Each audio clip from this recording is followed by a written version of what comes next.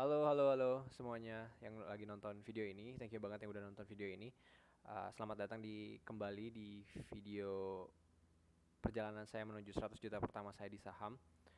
Dan sekarang kita ada di week 11 dan highlightnya mungkin di week 11 adalah minus portfolio yield saya yang lumayan gede, yaitu minus 3,44%, atau kalau misalkan dirupiahkan itu di 1,1 juta 61.192 rupiah. Jadi market yang lumayan fluktuatif. Nanti saya bakal jelasin juga kenapa portofolio saya sampai merah kayak gini. Ya, untuk lebih detailnya nanti bakal saya jelasin di slide selanjutnya. So, buat yang pertama kali nonton, perkenalkan, nama saya Muhammad Bilal. Ini adalah dokumentasi juga eksperimen saya untuk capai 100 juta pertama saya di saham. Jadi saya seorang karyawan swasta.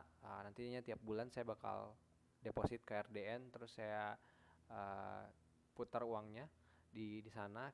Saya mungkin lebih ke swing trading untuk dapetin gimana caranya untuk dapetin 100 juta pertama saya di saham. So, kita lanjut aja ke slide selanjutnya. Nah, ini adalah persentase portofolio saya. Kalau misalnya dilihat dari week sebelumnya, di compare dengan week sebelumnya, jauh berbeda.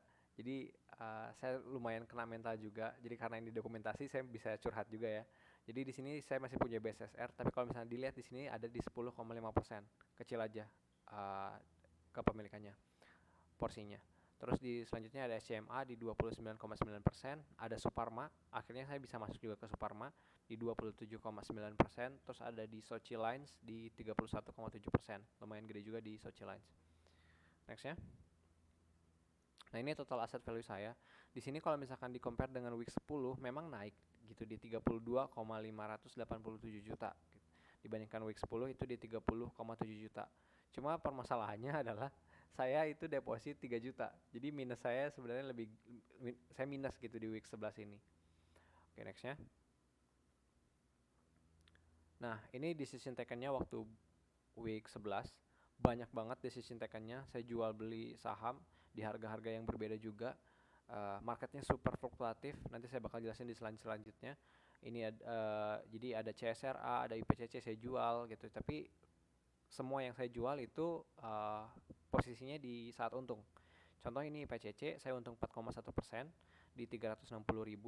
Terus BSSR ini yang lumayan gede untungnya 29,9%, hampir 30%, itu 22,4 juta. Jadi ini adalah profit realize ya, yang asli dan udah masuk gitu uangnya. Dan selanjutnya ada CSRA yang asalnya saya sampai floating profit sekitar 700, kalau nggak salah 700 sampai 800 ribu. Akhirnya saya cuma take profit di 1,4% doang gitu di 98 ribu karena marketnya fluktuatif banget. So, kenapa alasannya? Jadi ini salah satu alasannya. Pasar yang fluktuatif cukup menguji mental saya gitu. Saya cukup kena mental di minggu 11. Poin pembelajaran yang saya bisa ambil dari minggu ini, jadi ketika market sedang fluktuatif kayak gini gitu, candlenya juga shadownya cukup panjang. Kalau misalkan dilihat di hari terakhir waktu hari Jumat, uh, kayaknya lebih better untuk amankan posisi untuk sementara waktu, seperti take profit gitu. Masalahnya apa? Karena permasalahannya adalah saya bukan tipe investor atau trader yang punya uang cadangan lebih kalau misalkan marketnya turun gitu. Jadi kalau misalkan market turun, saya bisa selalu deposit gitu. Saya bisa selalu averaging down gitu. Saya ngerasa uh, uang saya terbatas, jadi saya perlu save juga gitu untuk take profit, untuk amankan posisi saya gitu. Jadi itu adalah mungkin salah satu pembelajaran yang saya bisa ambil waktu minggu 11 ini. Oke, nextnya. Nah, ini intermezzo aja. Jadi intermezzo aja, saking fluktuatifnya pasar, Budi adalah salah satu saham yang pernah saya pegang di minggu lalu, kalau nggak salah di beberapa minggu yang lalu, 2 atau minggu yang lalu. Terus nyaris hari ini, waktu hari Jumat lalu, kemarin, itu sempat naik 11%, kalau nggak salah di sesi pertama. Tapi waktu penutupan harga, itu di minus 5,26%. Saya nggak I cannot imagine kalau misalkan saya masih hold sahamnya, saya bakal TP atau enggak waktu saya masih punya 11% gitu. Waktu saya mungkin waktu floating profit gitu 11%, apa saya masih hold sahamnya atau enggak. So, ya itu saking gilanya market menurut saya ya di week 11 ini gitu. Jadi itu aja, tapi ya teman-teman tahu juga Budi itu salah satu saham yang masih ada di watchlist saya gitu. Dan saya sempat take profit juga kan kemarin di 240 kalau nggak salah, dan masih masih untung gitu. Saya nggak kebayang kalau misalnya dibanding lagi ke 216. Tapi ini menarik untuk saya jadiin masuk watchlist lagi gitu, karena saya masih nunggu laporan keuangan dari Budi. Next. Nah ini intermezzo juga. Jadi ini adalah watchlist saya di penutupan pasar hari Jumat 22 April 2022. Mayoritasnya memang merah semua gitu. Jadi jujur saya agak bingung juga harus masuk kemana. So I don't think I have many options itu, atau enggak karena saya perlu baca lagi laporan keuangan lagi kalau misalkan saya untuk stock picking. Tapi dari watchlist saya itu merah semua. Jadi ya itulah, waktu hari Jumat kemarin saya agak bingung juga gitu. Jadi ya agak kena mental saya. Saya juga kemarin waktu minggu ini saya vaksin booster Moderna, terus saya sempat ngejalain apa kena apa gejala apa tuh namanya, side effects dari vaksin booster, terus kayak sakit-sakit badan, pokoknya nggak fokus lah untuk merhatikan pasar juga, atau apalagi merhatikan portofolio saya gitu. Ini stok portofolio saya. Jadi akhirnya di BSSR saya cuma jual modal saya. Jadi saya sisain kurang lebih 800 lembar saham, dan itu floating profit saya di 3 jutaan gitu. Nah, itu yang saya sisain. Karena saya masih percaya BSSR ini masih punya kenaikan yang bagus gitu ke depannya. Makanya saya sisain berapa ratus lembar saham aja. Yang asalnya itu 3.300 lembar gitu. Jadi untuk stock picking di call saya masih pegang hold BSSR walaupun nggak banyak. Nah, nextnya ada di SMA karena saya masih percaya sama fundamental SMA. Terus ada Sochi juga karena Sochi itu di kapal tanker, sangat berpengaruh juga. Harga crude oil itu lumayan berpengaruh kayaknya dengan Sochi. Jadi saya punya uh, keyakinan juga untuk Sochi kedepannya punya punya uh, sentimen yang bagus ke depannya. Kalau Suparma memang di minggu-minggu kebelakang saya memang udah ngelirik ya Suparma gitu. Saya sempat mention juga ini di Suparma di video sebelumnya gitu, dan akhirnya saya masuk di harga 600. Waktu itu Suparma hampir ARB, tapi akhirnya saya masuk di harga 600, sempat untung juga, tapi sekarang turun lagi gitu, jadi cuma 0,8% aja.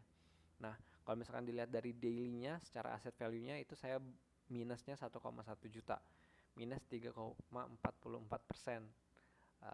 Lumayan kegerus juga gitu asset value saya di week 11 ini. Nah, ini portfolio return NAV-nya. Itu jadi di bulan ini, di bulan April, karena bulan April belum tutup, itu secara yield-nya itu di 6,64% ya. Dan kalau misalkan di compare waktu week 10 itu yield-nya itu di 11,58%, dan berkurang gitu di week 11. Jadi 6,64%. But April masih belum selesai. Kita lihat nanti performanya kayak gimana di week terakhir. Ya semoga aja lebih baik sih, dan semoganya bisa comeback gitu. Nextnya. Nah ini portofolio yield saya versus IHSG.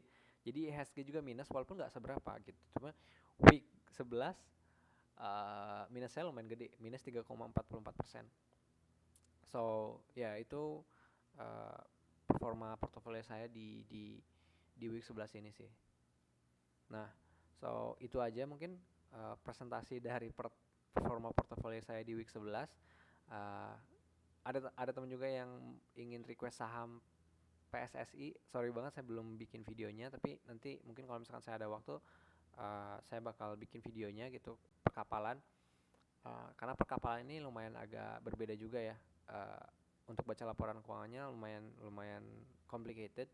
Cuma kalau misalkan saya ada referensi, bisa ditonton videonya Pak Leo Sumardi kalau nggak salah ya, Pak Leo Sumardi. Beliau bahas tentang 4 saham perkapalan, dan di situ lumayan detail juga pembahasannya gitu. Bisa di-subscribe juga channel beliau gitu. Nah itu aja mungkin. Kalau misalkan ada yang mau komentar saham apa yang mau dibahas selanjutnya, silahkan komen aja di bawah. Jangan lupa subscribe juga ya teman-teman ya. Thank you yang udah nonton. again, sebelum video ini ditutup, ini disclaimer, bukan ajakan membeli atau menjual saham. Selalu lakukan analisa sendiri sebelum transaksi gitu. Mungkin bisa dijadikan referensi, tapi jangan beli saham cuma berdasarkan nonton video ini aja gitu. Perlu dianalisa lagi masing-masing, uh, perlu make sure juga gitu biar dapat convictionnya untuk beli atau jual sahamnya. So mungkin itu aja dari video kali ini. Um, Semoga minggu depan lebih baik aja performa portofolionya. See you guys in another video. Bye bye. Thank you.